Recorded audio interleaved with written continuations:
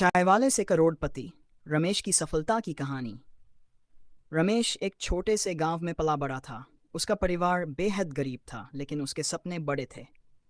बचपन से ही उसने अपने पिता के साथ खेतों में काम किया, लेकिन वह जानता था कि सिर्फ खेती से वह अपनी जिंदगी नहीं बदल सकता।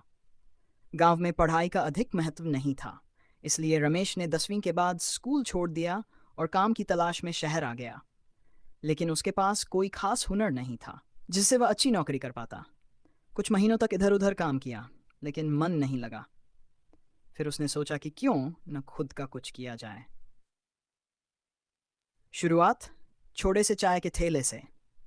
शहर की गलियों में घूमते हुए उसने देखा कि लोग चाय पीने के बहुत शौकीन हैं।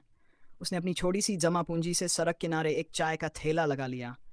शुरुआत में उसके पास ज़्यादा ग्राहक नहीं थे, लेकिन वह हर किसी से मुस्कुराकर बात करता और उनकी पसंद के हिसाब से चाय बनाने लगा। धीरे धीरे लोग उसकी चाय के दीवाने हो गए। उसकी चाय में एक खास मसाला था जो उसे दूसरों से अलग बनाता था। रमेश ने ग्राहकों से बातचीत कर उनकी राय ली और चाय के स्वाद में सुधार करता गया।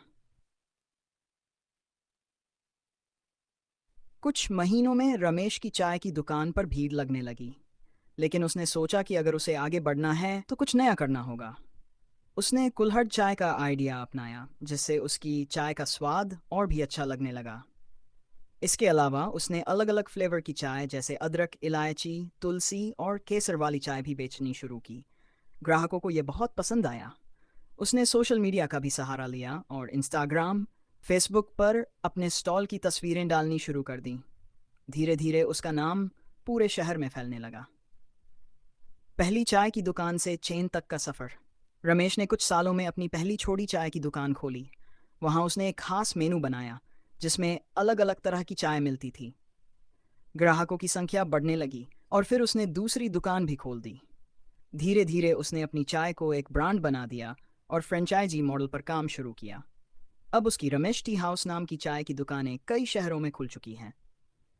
आज की स्थिति, जो कभी सड़क किनारे ठेला लगाता था, आज करोड़ों की कंपनी का मालिक है।